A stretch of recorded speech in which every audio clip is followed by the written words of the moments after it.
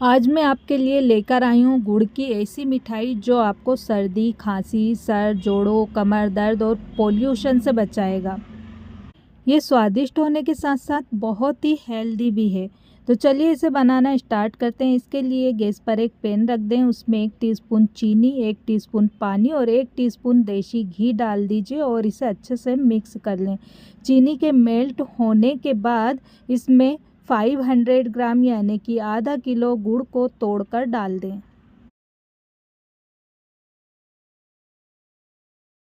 धीरे धीरे आप देखेंगे कि गुड़ पिघल जाएगा। इसे बहुत धीमी आंच पर हमें पकाना है। अब इसे हमें 2 मिनट चलाते रहना है। धीरे धीरे आप देखेंगे कि गुड़ पिघलने लगा है और इसमें झाग आने लगी है। इसे इस तरह कंटिन्यू आप चलाते रहेंगे तो ये पैन के तले में चिपकेगा नहीं।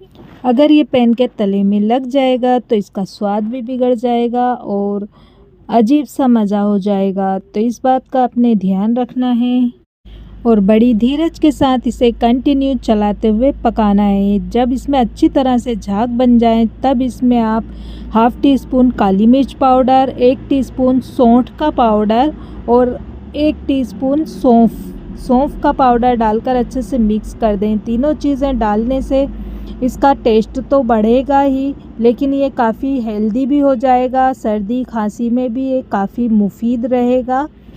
गुड़ की तासीर गर्म होती है जिससे शरीर की गर्मी बनी रहती है और सर्दी जुकाम से राहत मिलती है। गुड़ में एंटी इन्फ्लेमेटरी गुण भी होते हैं जो गले के संक्रमण से राहत दिलाते हैं। गुड़ खाने से इम्यूनिटी भी मजबूत होती है और बच्चों को आप सर्दी खांसी में की गोलियां बना करके दे सकते हैं रात को सोने से पहले। गुड़ को 2 मिनट धीमी आंच पर पकाने के बाद आप एक बाउल में पानी भरे बाउल में 1 बूंद टपकाएं। अगर गुड़ टपकाने से पूरी तरह से जम जाएगा, इस स्टेज पर आप इसमें भुने हुए ड्राई फ्रूट्स भी डाल सकते हैं। अब आप गैस को बंद कर दीजिए। इधर एक प्लेट में या घी के डब्बे में घी लगा लें और इस पिघले हुए गुड़ को इसमें पलट दें। ये देखिए ये फ्लो में गिरता है। पूरी तरह से पलट जाने के बाद इसके ऊपर से भुनी मूंगफली के दाने या सूखे मेवे डाल दें और साथ में कुछ सौंफ के दाने इस पर बिखरा दें। इसे जमने के लिए रूम टेम्परेचर पर या फ्रिज में रख दें। जब ये अच्छे से जम जाए तब इसे डब्बे में से निकाल लें और इसके टुकड़े कर लें और इसे एक एयर टाइट डब्बे में स्टोर करके आप 4 से 5 महीने तक या जब तक चाहे रख सकते हैं। ये ख़राब तो होता ही नहीं है।